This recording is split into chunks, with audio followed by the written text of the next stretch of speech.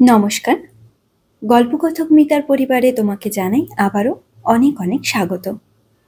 আজ আমি পাঠ করে শোনাচ্ছি নরেন্দ্রনাথ মিত্র রচিত যৌথ ছোট গল্পটি। তো চলো বন্ধুরা, আর কথা না বাড়িয়ে শুরু করা যাক আজকের গল্প পাঠ। বাড়ি থেকে বের হবার আগে অনুরূপ সদ্য নির্মিত জলচৌকিখানা একাই দুহাতে উঁচু করে নিয়ে এসে ছোট ভাই স্বরূপের সামনে ফেলে দিয়ে বলল, নে, বাতার চারপাশ ঘুরিয়ে লতাপাতা ফুলটুল যা পারিস করে দিস। আমি যাচ্ছি হাটখোলা, আরও কিছু কাঠ নিয়ে আসতে হবে সরকারদের আড়ত থেকে। ওসব কুড়ে কাজ করবার সময় নেই আমার। শালার সাউর শখ দেখ, কালী প্রতিমার চৌকি হবে, তা আবার ফ্রেমের ওপর কলকা না হলে চলবে না। বেশি খাটিস নে, পয়সা কিন্তু বেশি দেবে না। স্বরূপ হেসে বলল, আচ্ছা, সেজন্য ভেবো না দাদা। বাড়ি থেকে নেমে অনুরূপ হালটের পথ ধরে। যতটা দেখা যায় অনুরূপের দ্রুত গমন ভঙ্গির দিকে স্বরূপ অপলক চেয়ে থাকে। চলমান মানুষকে কি সুন্দর না দেখায়। ধীরে ধীরে একটা দীর্ঘ নিঃশ্বাস বেরিয়ে আসে স্বরূপের। জীবনে আর কোনো দিন সে চলতে পারবে না। বহুকাল পরে আজ কদিন যাবৎ ক্ষোভটা আবার নতুন করে জাগছে স্বরূপের মনে। এতদিন সে যেন একথা ভুলেই ছিল। নিজের পায়ের অভাব বহুকাল তার মনে ছিল না। দাদা বৌদির অনুতপ্ত লজ্জা, স্নেহ, কৃতজ্ঞতা তার সমস্ত ক্ষোভকে ভুলিয়ে রেখেছিল। দাদার ব্যবহারে নিজের দুঃখের কথা মনে করতেও লজ্জা হতো স্বরূপের। তার শোক আর অনুশোচনার সান্ত্বনা স্বরূপকেই দিতে হতো। এত ভেঙে পড়েছিল অনুরূপ। কিন্তু দিনের পর দিন সময় বদলায়, আর বদলায় মানুষের মন। সময় কি সত্যিই বদলায়, না মানুষের পরিবর্তনে সময় বদলানো মনে হয়? কিন্তু আগের মতো তেমনই তো দিনের পর রাত, রাতের পর দিন আসছে। ঋতুর আবর্তন ঘটছে ঠিক একই নিয়মে। সামনে কৃষ্ণকলির গাছটা তেমনি বছরে একবার ফুলে ভেঙে পড়ছে, ঝরে ঝরে শূন্য হয়ে যাচ্ছে গাছ। কিন্তু আবার বছর ঘুরে আসছে সেই ফুল ফোটার পালা। না, সময় ঠিক একই রকমই থাকে বোধ হয়। বদলায় কেবল মানুষ, মনে আর ব্যবহারে। কম দিন কি হলো? ৭-৭টা বছর ঠিক একই ছোট কামরায় বন্দিভাবে কেটে গেল স্বরূপের। আরও কত ৭ বছর জীবনের বাকি কে জানে। সেই দুর্ভাগ্যের দিনটা স্বরূপের এখনো স্পষ্ট মনে পড়ে। এতদিনে একটা কথাও সে বিস্মৃত হয়নি। অনুরূপের বড় ছেলে ধলুর অত্যন্ত জ্বর। ৩ বছরের শিশু দুঃসহ উত্তাপে ছটফট করছে। আর পিপাসা, পৃথিবীর সমস্ত জল শুষে না নিলে তার তৃষ্ণার যেন আর নিবৃত্তি হবে না। কিন্তু ডাক্তার বলে গেছেন, জল নয়, যদি দিতেই হয় কচি ডাবের জল ফোঁটা ফোঁটা করে দেওয়া যেতে পারে।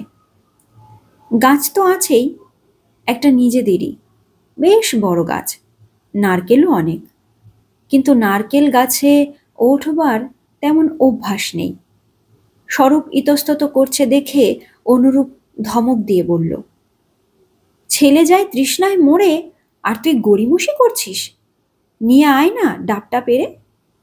ধমক খেয়ে লজ্জিতভাবে স্বরূপ গিয়ে গাছে উঠেছিল। ওঠার সময় কোনো অসুবিধাই তো হয়নি, নামার সময়ই যত বিপত্তি। তাও অনেকটাই তো নেমে এসেছিল। ওখান থেকে পড়ে গেলে হয়তো তেমন কিছু হতো না যদি ভাঙা শিশি বোতলের বাক্সটা ওখানে না থাকতো। বাক্সটা ঘর পরিষ্কার করার সময় অনুরূপ ওখানটায় ঠেলে রেখেছিল, আর সরিয়ে নেওয়া হয়নি। তারপর একটু একটু করে কাটতে কাটতে জেলা শহরের সিভিল সার্জন তার দুটো পায়েরই হাঁটু পর্যন্ত বাদ দিয়ে দিলেন। মাঝখানে একবার কলকাতায় অনুরূপ তাকে নিয়ে গিয়েছিল, কিন্তু তখন আর সময় নেই। সেখানকার ডাক্তাররা বলেছিলেন প্রথমেই নিয়ে এলে অন্যরকম হতো। ধলু বেঁচে উঠেছে। আশ্চর্য! তারপর থেকে তার আর কোনো কঠিন অসুখ হয়নি। আর স্বরূপও তো প্রাণে মরেনি। নিচের দিকটা না থাকলেও শরীরের বাকি যেটুকু আছে সেটুকু তো সুন্দর, স্বাস্থ্যবান। ফাড়াটা কারো জীবনের ওপর দিয়েই যায়নি, কেবল পা দুটোর ওপর দিয়ে গেছে। এর চেয়ে বড় দুর্ঘটনাও তো ঘটতে পারত। একথা অনুরূপকে একদিন বলতে শুনেছে স্বরূপ। এমন কথা আগেকার দিনে অবশ্য অনুরূপ বলতো না, কিন্তু মানুষ যে একই কথা চিরদিন বলবে তার কি মানে আছে? এক এক সময় যদি তার এক এক কথা মনে আসে, তা সে বলবে বইকি। জলচৌকিটা টেনে নিয়ে উড পেন্সিল দিয়ে তার পায়া আর বাতার ওপর লতাপাতার নকশা আঁকতে লাগলো স্বরূপ। পরে এগুলিকে বাটালি দিয়ে কেটে কেটে তুলতে হবে। ভাড়ার থেকে কিছু ডাল নিতে এসে বারান্দা দিয়ে ঘরে ঢোকবার সময় মল্লিকা একটু থেমে দাঁড়ালো। স্বরূপের কাঁধের ওপর দিয়ে মুখ বাড়িয়ে হেসে বলল, ও লতাপাতার ছবি? আমি ভাবলুম বুঝি বসে বসে কারো মুখ আঁকছ। কি মনোযোগ! বাপরে বাপ! একজন মানুষ এসে গায়ের ওপর পড়লেও হুঁশ হয় না? স্বরূপ বলল, হুঁশ হলেই যে গায়ের ওপর থেকে মানুষটি আবার সরে যাবে, তার চেয়ে বেহুশ থাকাই ভালো। যেও না, কেবল লতাপাতাই নয়, মুখও একখানা আঁকছি। মল্লিকা বলল, কার মুখ? সে কথা মুখে বলা যায় না। আহা! এই ভাঙাচোরা হতকুৎসিত মুখ আঁকতে মানুষের বয়েই গেছে। মল্লিকা হাসল। হাসলে এখনো ভারী সুন্দর দেখায় মল্লিকাকে। অবশ্য সেই প্রথম যৌবনের রূপ আর নেই। গুটি তিনেক ছেলে মেয়ে হওয়ার পর মল্লিকার শরীর অনেক ভেঙে গেছে, মেজাজও হয়েছে খিটখিটে। তবু তার সামান্য একটু আধটু হাসি ঠাট্টার সূত্র ধরে স্বরূপের মন সেই উচ্ছল অতীতের দিনগুলিতে ফিরে যেতে চায়। কাল যেন বদলায়নি, যেন ঠিক তেমনি আগের মতোই আছে মল্লিকা। স্বরূপ যেন জোর করে পরিবর্তনকে ঠেকিয়ে রাখবে। মাঝে মাঝে বিরক্ত হয় মল্লিকা, কিন্তু মাঝে মাঝে আবার ভালোও লাগে। স্বরূপের ব্যবহারে কোথাও যেন একটু মোহ আছে। একটু পরে মল্লিকা বলে, যাই, রান্না চড়িয়ে দিয়ে এসেছি। ছোট্ট ছেলেটা কিরকম চেঁচাচ্ছে শোনো। এমন অশান্তই হয়েছে ছেলেটা। তুমি কিন্তু বেশ আছো ঠাকুরপো, এসব কোনো ঝামেলাই নেই। তা ঠিক। নিচু হয়ে স্বরূপ আবার নকশার কাজে মন দিল। কিন্তু ছেলেটা সত্যিই ভারী চেঁচাচ্ছে।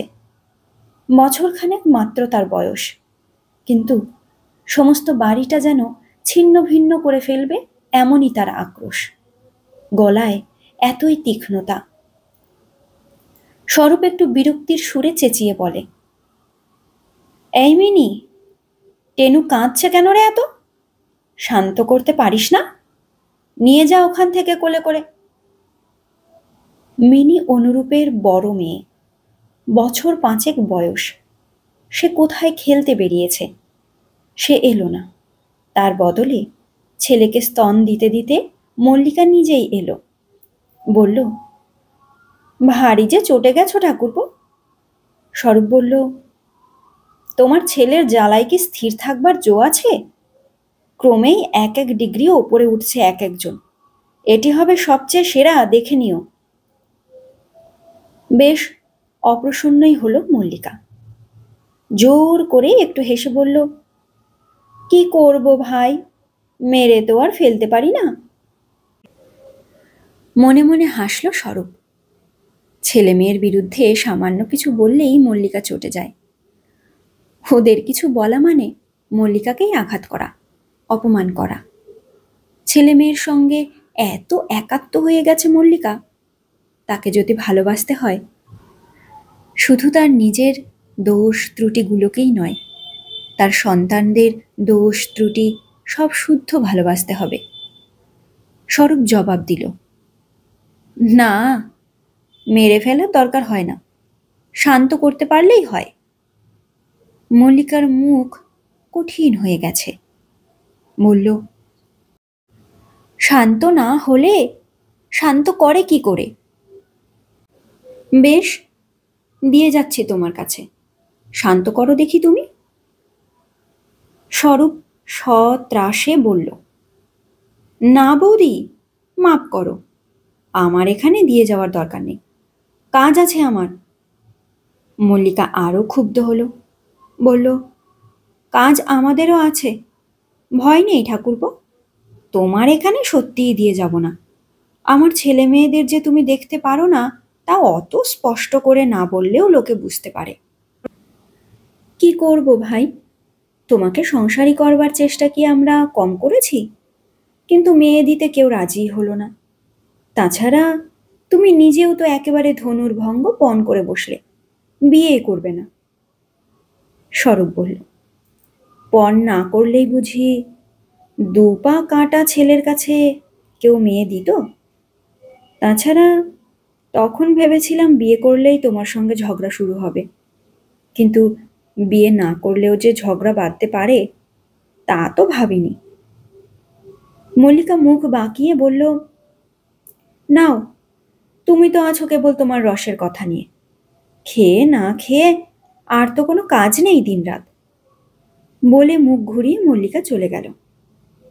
বিয়ে দেওয়ার চেষ্টা অনুরূপ করেছিল একথা ঠিক, কিন্তু কিছুতেই হয়ে ওঠেনি। তাছাড়া স্বরূপের নিজেরও অমত ছিল, নিজেই চলতে পারে না, তার ওপর আবার একটা বোঝা। ব্যর্থ হয়ে অনুরূপ হতাশ ম্লান মুখে বলেছিল, আমার জন্যেই তোর যত দুর্দশা, কিন্তু বিয়ে আমি দেবই তোর। মেয়ে কি আর ভূভারতে মিলবে না? টাকা থাকলে বাঘের দুধও মেলে, আর এ তো মেয়ে। পদ্মার পাড়টা দেখা হয়নি, ওদিকে একবার চেষ্টা করে দেখতে হবে। কিন্তু আমার সংসারও তো আমার একার নয়, তোরও।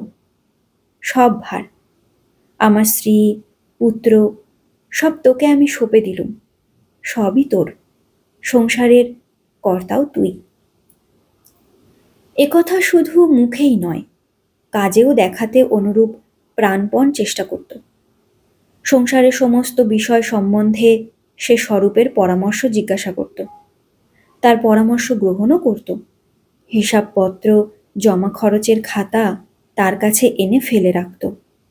স্বরূপ যদি বলতো, অত আমাকে দেখাচ্ছ কেন দাদা, আমি তো আর তেমন রোজগার করি নে, অনুরূপ বিস্মিত হয়ে বলতো, রোজগার করিস নে মানে? আমার চেয়ে ঢের বেশি রোজগার করিস। শুধু ছোটাছুটি করি বলেই কি আমি বেশি রোজগার করি ভাবিস? আমার চেয়ে অনেক বেশি ক্ষমতা তোর, অনেক বেশি বুদ্ধি। তাছাড়া সূক্ষ্ম হাতের কাজে কেউ তোর জোড়া নেই। কারুকার্য সত্যিই বেশ ভালো করে স্বরূপ। খাট আলমারিগুলির অলঙ্করণ ছাড়াও মাঝে মাঝে কাঠের ওপর নানা রকম মূর্তি স্বরূপ বাটালি দিয়ে কুঁদে কুঁদে তুলেছে। নিজের চলবার শক্তি নেই বলে যেন বিশ্বের গতিশীলতাকেই সে কাঠের ওপর রূপায়িত করে তুলতে পারে। এই অঞ্চলে এমন কারিগর সত্যি আর নেই। শুধু সাংসারিক বিষয়েই নয়, অনুরূপ নিজের স্ত্রীকেও বেশিরভাগ সময় স্বরূপের পরিচর্যায় নিযুক্ত করেছে। বলেছে, আহা, আমাকে তোমার দেখতে হবে না, আমার হাত পা আছে, নিজেরটা আমি নিজেই করে নিতে পারি। ওকে তুমি একটু দেখো, ওকে একটু ফুর্তিতেই রাখতে চেষ্টা করো। আমোদ প্রমোদের আমার অভাব কি? কত খেলাধুলো, বন্ধু বান্ধব আমার। কিন্তু ওর তো এখন আর সেসব কিছুই নেই। ওকে যাতে তুমি খুশিতে রাখতে পারো, আনন্দে রাখতে পারো, তাই করো। বড় আদরের ভাই আমার, এমন ভাই আর কারোই হয় না।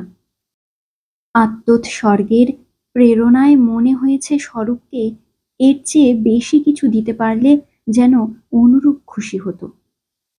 কিন্তু অনুরূপের এই দান গ্রহণ করে স্বরূপের তেমন তৃপ্তি ছিল না। সে আবার মল্লিকাকে তার দাদার কাছেই পাঠিয়ে দিত। বলতো, যাও, আর বেশি ভদ্রতা করতে হবে না।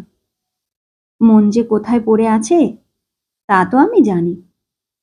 মল্লিকা হেসে বলতো, মন কি একটা আলগা ছেঁড়া ন্যাকড়ার পুঁটলি যে কোথাও ফেলে রেখে আসব?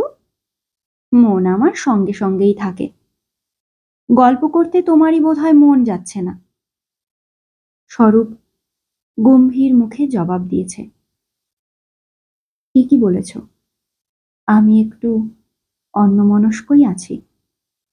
একটা মূর্তির কথা ভাবছি। আচ্ছা, তুমি এখন যেতে পারো। মল্লিকা ক্ষুণ্ণ হয়ে যেতে যেতে বলেছে, সারাদিন তো তোমার ওই একই ভাবনা। কি যে তোমার ভাব, কিছুই বুঝতে পারি নে।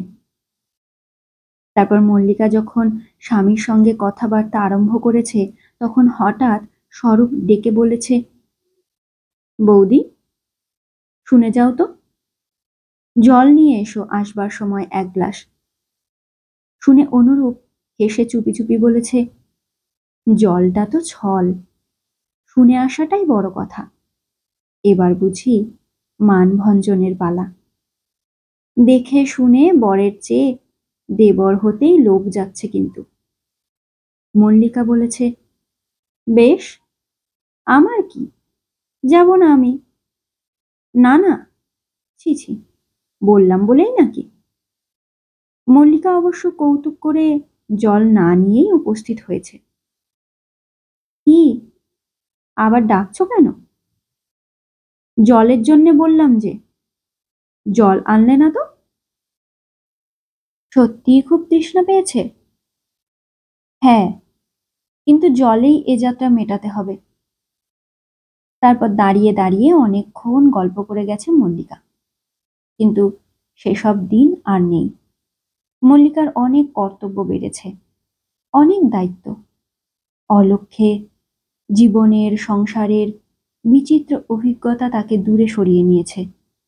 কেবল স্বরূপ রয়ে গেছে একই জায়গায়। সে পঙ্গু, সে নড়তে পারেনি।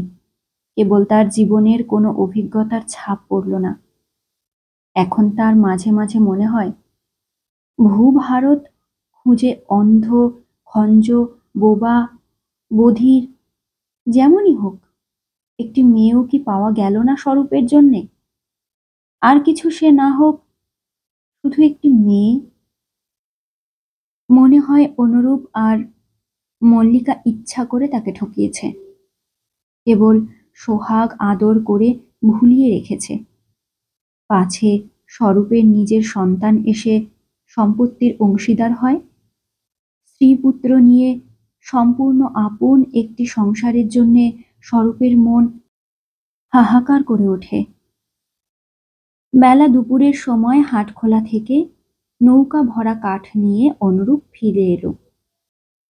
কি কাঠফাটা রোদ! অনুরূপ এসেই জিজ্ঞাসা করল, হয়ে গেছে গাছটা?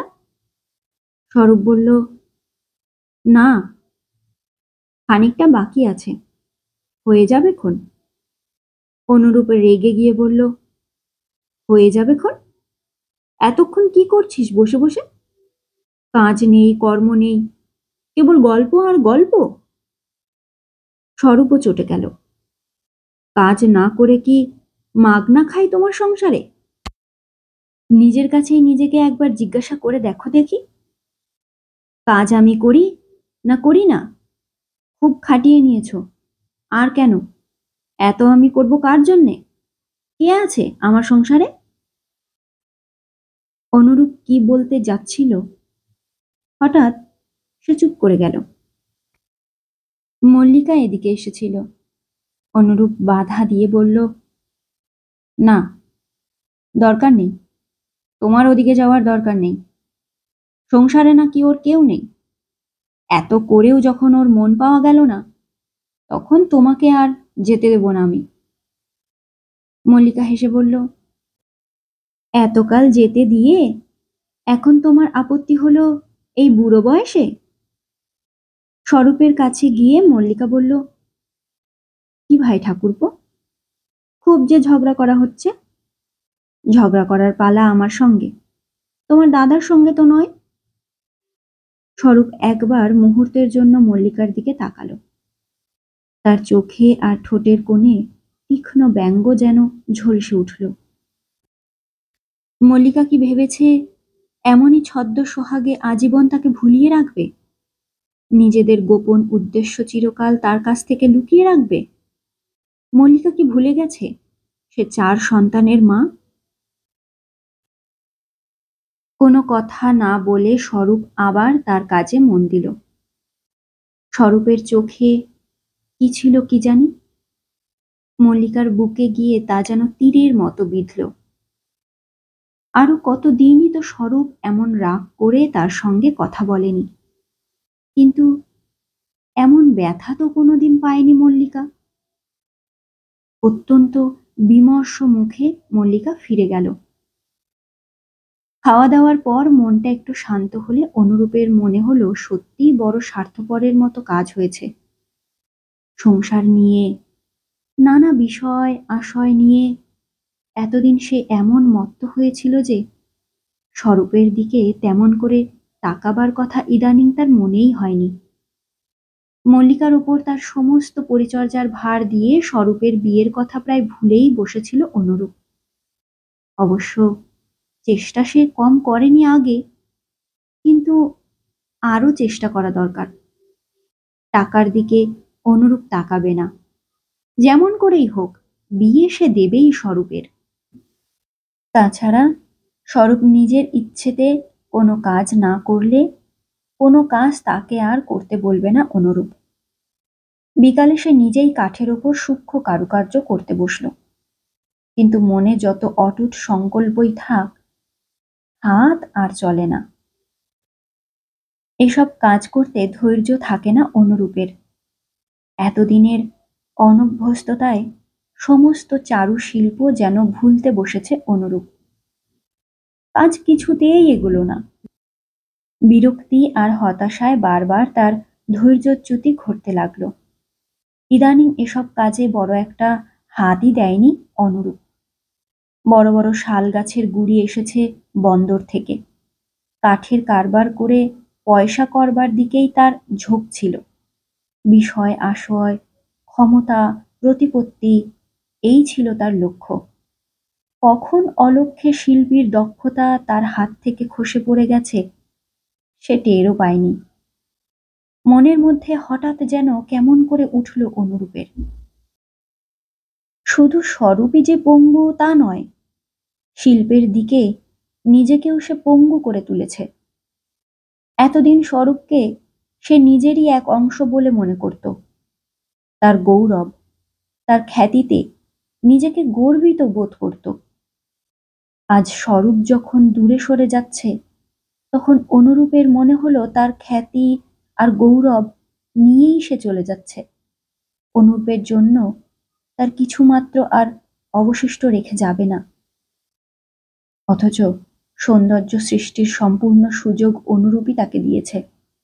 সংসারের সমস্ত চিন্তা ভাবনা, সমস্ত কাঠিন্য থেকে তাকে সে সন্তর্পণে দূরে সরিয়ে রেখেছে। না হলে এত কি বড় হতে পারত স্বরূপ? কিন্তু নেপথ্যে এই আত্মোৎসর্গের জন্য কোনো দামই থাকবে না অনুরূপের। সমস্ত কীর্তি, সমস্ত গৌরব কেবল স্বরূপেরই রয়ে যাবে। স্নানের পর মাথা আঁচড়াবার সময় হঠাৎ বহুদিন পরে নিজের চেহারার দিকে চোখ পড়তেই মল্লিকা চমকে উঠল। এত খারাপ হয়ে গেছে তার চেহারা! ভেঙে চুরে এই বছরে সে এমন জীর্ণ হয়ে গেছে! তা তো সে ধারণাও করতে পারেনি। ক্ষোভে আর লজ্জায় নিজের দিকে সে যেন নিজে চাইতেই পারল না। বহু সংকোচে সে স্বরূপকে খাবার পরিবেশন করে এলো।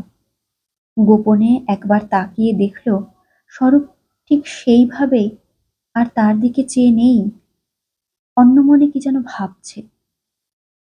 মোহ তার চোখ থেকে খসে পড়ে গেছে, আর মল্লিকার দেহ থেকে সৌন্দর্য আর যৌবন।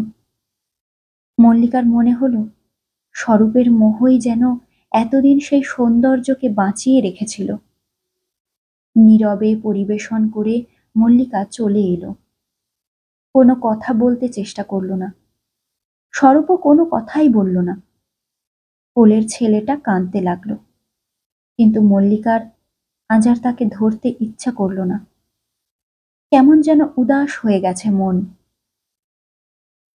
রাত্রে গুহদের বাড়িতে ছেলেরা শখের থিয়েটার করবে। মেয়েদের বসবার জন্য আলাদা বন্দোবস্ত হয়েছে। পাড়ার মেয়েদের বিশেষ করে আমন্ত্রণ করেছে তারা। তাছাড়া অনুরূপের অবস্থা একটু ভালো হওয়ার পর ইদানিং খুব খাতির আর সম্মান করছে গুহরা। মল্লিকা বলল, ছেলেপুলেরাই যাক, আমি আবার কি দেখব ওর? অনুরূপ জবাব দিল, সে ভালো দেখায় না। যখন বলেই গেছে এত করে, খোকার অন্নপ্রাশনে ও বাড়ির মেয়ে ছেলেরাও এসেছিল, মনে নেই তোমার? মল্লিকা সাধারণ একটা পরিষ্কার পরিচ্ছন্ন শাড়ি পরল। অনুরূপ দেখে বলল, ও কি, না না, ভালো একটা দামি শাড়ি পরে যাও। মনে মনে স্বামীর এই ব্যাপারে, এই মনোযোগে মল্লিকা খুশিই হলো, কিন্তু মুখে বলল, এদিকে যে বুড়ো হয়ে গেলাম, বয়স তো হয়েছে, এখন কি আর ওসব ফ্যাশন মানায়? অনুরূপ বলল, ফ্যাশন অবশ্য আমিও পছন্দ করি না, তবু ভালো একটা দামি শাড়ি পরেই যাও, না হলে লোকে ভাববে বাড়িতে দালান দিলে কি হবে। অনুরূপ তেমনই কৃপণ আর ছোট লোকই রয়ে গেছে। মাত্র কি এই? মল্লিকার আর একদিনের কথাও মনে পড়ল। কি কথায় কথায় মল্লিকা বলে ফেলেছিল, আর এখন তো বুড়ো হয়েই গেলাম, বয়স কম হলো নাকি? শুনে স্বরূপের কি রাগ। আমার সামনে মুখেও এনো না ওসব কথা। মল্লিকা হেসে বলেছিল, মুখে না আনলেই কি কথাটা মিথ্যে হয়ে যাবে? আমার বয়স তুমি জোর করেই কমিয়ে রাখবে নাকি ভেবেছ?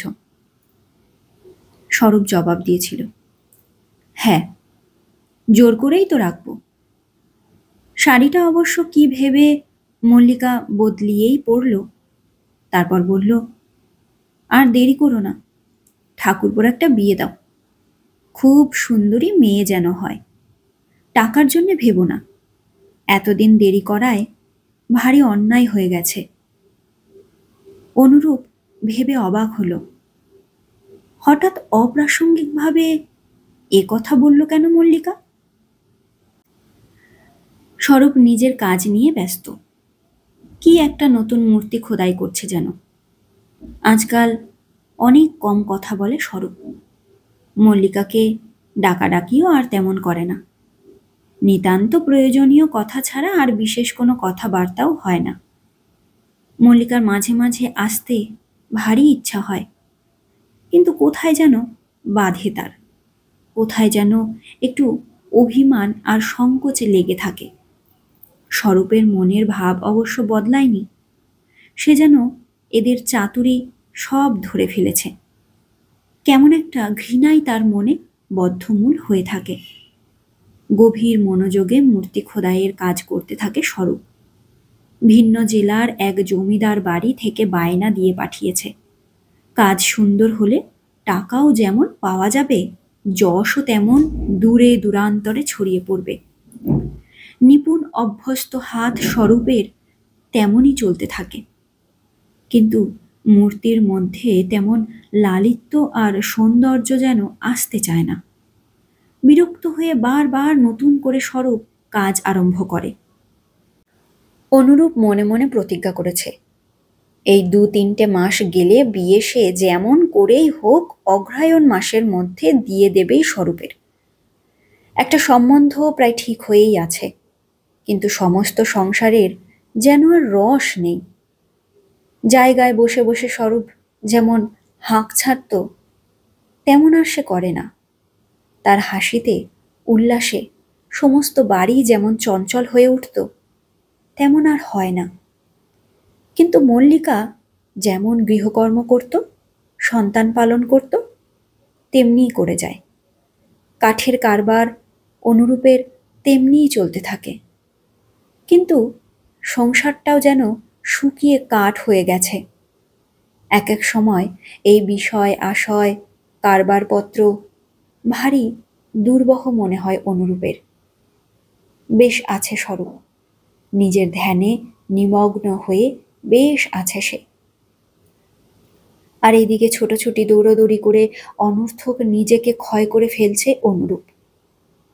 বিয়ে করে ছেলেপুলে নিয়ে অকালে বুড়ো হতে চলেছে মল্লিকা, কিন্তু স্বরূপ নিজেকে ধরে রেখেছে, একটুও অপচয় হতে দেয়নি। যৌবনকে সে বেঁধে রেখেছে, সমস্ত ভবিষ্যৎ তার সামনে, আর অনুরূপ কেবল অতীতের বস্তু। এতকাল যে যৌবনের সৌন্দর্যকে সে আকণ্ঠ পান করেছে তা অনুরূপের মনে পড়ল না। ভবিষ্যৎকে সে যে আর স্বরূপের মতো উপভোগ করতে পারবে না, এই ক্ষোভই তার মনকে বারবার আচ্ছন্ন করে রাখতে লাগলো। কিন্তু হঠাৎ সেদিন স্বরূপের মুখের দিকে তাকিয়ে অনুরূপ চমকে উঠল। চুলগুলো উস্কো খুস্কো, চোখ দুটো লালচে। অনুরূপ ধমক দিয়ে বলল, খুব রাত জাগছিস বুঝি? স্বরূপ বলল, না তো। না তো, শরীর দিনের পর দিন অমন খারাপ হচ্ছে কেন? কি এত কাজ? কি এমন তোর দুর্গোৎসব পড়েছে শুনি? স্বরূপ অল্প একটু হাসল। ও কিছু না, তুমি ভেবো না দাদা। স্বরূপ তো বলল ভেবো না, কিন্তু 2 দিন যেতে না যেতেই পড়ল জ্বরে। অনুরূপ বলল, কিরণ ডাক্তারকে কল দি, কেমন? স্বরূপ বলল, এত ব্যস্ত হচ্ছ কেন? কিন্তু ব্যস্ত শেষ পর্যন্ত হতেই হলো। কিরণ ডাক্তার বলে গেল জ্বরটা ভালো নয়। কয়েকদিন বাদে বলল ডবল নিউমোনিয়া। শহর থেকে পর পর 2 জন ডাক্তারকে এনে দেখালো অনুরূপ, কিন্তু কারো ভাবভঙ্গিতেই ভরসা পেল না। সদর থেকে আরো বড় ডাক্তার আনতে যাবে। স্বরূপ তাকে ইশারায় থামিয়ে ফিসফিস করে বলল, যাবে যাও, বারণ তো তুমি শুনবে না। কিন্তু আমার বড় ইচ্ছা তুমি এ সময় আমার কাছেই থাকো। অনুরূপ ফের ধমক দিতে যাচ্ছিল, কিন্তু উপস্থিত সবাই সেই পরামর্শই দিল। মরবার আগে স্বরূপ বড় ভাইকে তার একটা ইচ্ছা জানিয়ে গেল, তার শেষ অসম্পূর্ণ মূর্তিটা যেন সম্পূর্ণ করে অনুরূপ। অনুরূপ চোখের জলের ভিতর দিয়ে বলল, আচ্ছা, কিন্তু তোর হাতের কাজে বাটালি ধরতে কি আমি পারবো? স্বরূপ বলল, তুমি আমার চেয়ে অনেক ভালো পারবে। শোকাচ্ছন্ন কয়েকটা দিন কাটল। অনুরূপের কোনো কাজেই আর মন নেই, খেয়াল নেই কোনো দিকে। একদিন মল্লিকাই মনে করিয়ে দিল, ঠাকুরপো কি একটা মূর্তির কথা না বলেছিল শেষ সময়? অনুরূপ বলল, হ্যাঁ ঠিক ঠিক, তার শেষ ইচ্ছা তো রাখতে হবে। কোথায় সেই মূর্তি? যদি তাই নিয়ে একটু অন্যমনস্ক থাকা যায়। স্বরূপের কাজ নিয়ে ভুলে থাকতে হবে স্বরূপকে। পাটের মোটা মোটা চট দিয়ে ঢাকা মূর্তিটা স্বরূপের ঘরেরই এক কোণে পড়েছিল। বড় ছেলের সাহায্যে ধরাধরি করে মূর্তিটাকে আরও একটু সামনের দিকে এগিয়ে আনলো অনুরূপ। চটটা সরিয়ে ফেলল। তবু এ কয়েকদিনেই বেশ ধুলো জমেছে। মাকড়সা মাথার ওপর দিয়ে বুনে গেছে জাল। অনুরূপ মল্লিকাকে ডেকে বলল, পরিষ্কার শুকনো একখানা ন্যাকড়া নিয়ে এসো তো। আলমারির মাথার ওপর থেকে ছেঁড়া কাপড়ের পুঁটুলিটা পেরে ন্যাকড়া বের করতে একটু দেরি হলো মল্লিকার। তারপর সেখানা হাতে করে এসে বলল, এই নাও, দেখি দেখি কি মূর্তি কেটেছে ঠাকুরপো। অনুরূপ রূঢ় কণ্ঠে বলল, দেখো চিনতে পারো কিনা। চেনা কঠিন নয়। মল্লিকারে আবক্ষ প্রতিকৃতি। এখনকার ভাঙাচোরা ক্ষয়ে যাওয়া মল্লিকার নয়। 10 বৎসর আগের সেই যৌবনোচ্ছলা সপ্তদশী মল্লিকা আবার এসে সামনে দাঁড়িয়েছে যেন। মূর্তিটাকে একবার দেখেই মল্লিকা সলজ্জে তাড়াতাড়ি সরে যাচ্ছিল। অনুরূপ হাত বাড়িয়ে তার শীর্ণ হাতখানা চেপে ধরল। বলল, যেও না, দাঁড়াও। মল্লিকা সভয়ে বলল, কি বলছো? অনুরূপ অদ্ভুত একটু হাসল। দাঁড়াও এইখানে, বাকিটা তো আমাকেই শেষ করতে হবে। এখানেই শেষ হলো যৌথ প্রতিকৃতি, যৌথ ভালোবাসার গল্প। তো আবার তোমাদের মাঝে হাজির হব নতুন একটি গল্প নিয়ে। ততক্ষণ পর্যন্ত অবশ্যই ভালো থেকো, সুস্থ থেকো। আর যারা আমার চ্যানেলে নতুন, গল্প ভালো লাগলে অবশ্যই আমার চ্যানেলটি সাবস্ক্রাইব করে আমার পাশে থেকো। আর তোমার বন্ধুদের গল্পটি শোনানোর জন্য অবশ্যই শেয়ার করো।